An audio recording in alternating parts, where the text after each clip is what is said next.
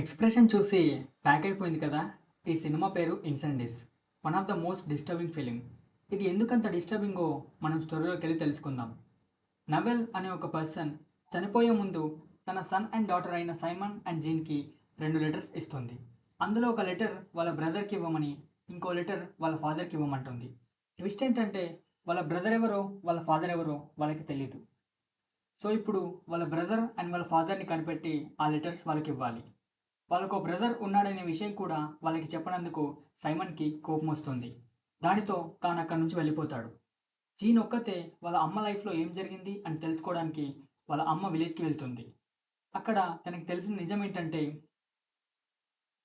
Naval ముస్లిం అయిన వహాబ్ని ప్రేమిస్తుంది. కానీ వాళ్ళ ఇంట్లో వాళ్ళు దీనికి ఒప్పుకోరు. దానితో నవెల్ వహాబ్తో కలిసి ఇంట్లోంచి పారిపోదాం అనుకుంటుంది. కానీ వాళ్ళ అన్నయ్యలు పట్టుకుని వహాబ్ని చంపేస్తారు. కానీ నవెల్ అప్పటికే వహాబ్ వల్ల ప్రెగ్నెంట్ అవుతుంది. నవెల్ వాళ్ళ నానమ్మ ఈ పిల్లాడిని ఏం చేయరులే, కానీ నువ్వు ఈ బిడ్డకి జన్మనిచ్చాక ఇల్లు వదిలి డారెష్కి వెళ్ళిపో, అక్కడ కొత్త లైఫ్ స్టార్ట్ చేయి అని అంటుంది. అలా నవెల్ నిహాద్కి జన్మనిస్తుంది. నిహాద్ పుట్టగానే వాళ్ళ నాన్నమ్మ నిహాద్ కాలికి 3 పచ్చబొట్లు వేస్తుంది, నిహాద్ని గుర్తించడానికి. నవెల్ దారిష్ వెళ్ళినాక నిహాద్ని వాళ్ళ నాన్నమ్మ ఆర్ఫనైజ్లో జాయిన్ చేస్తుంది. దారిష్ వెళ్ళాక కూడా నవెల్ నిహాద్ కోసం సెర్చ్ చేస్తుంది. అదే టైం పీరియడ్లో లెబాన్సెస్ సివిల్ వార్స్ జరుగుతుంటాయి. అందులో జరిగిన కొన్ని సంఘటనలు నవెల్ హార్ట్ని బ్రేక్ చేస్తాయి. దానితో తను ముస్లిమ్స్తో జాయిన్ అయ్యి ఒక ప్రామినెంట్ క్రిస్టియన్ లీడర్ని చంపేస్తుంది. దానితో నవెల్ని జైల్లో వేస్తారు. 15 ఇయర్స్ చాలా కఠినంగా పనిష్మెంట్ చేస్తారు. కానీ నవెల్ అస్సలు బ్రేక్ అవ్వదు.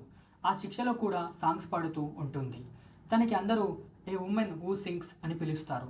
ఎలాగైనా నవెల్ని మానసికంగా బ్రేక్ చేయాలని అబూ తారిక్ అనే ఒక స్పెషల్ టార్చరర్ని జైలుకి రప్పిస్తారు. ఆ అబూ తారిక్ నవెల్కి రోజు క్రూరంగా టార్చర్ చేస్తూ రేప్ చేస్తాడు. అలా నవెల్ ప్రెగ్నెంట్ అవుతుంది.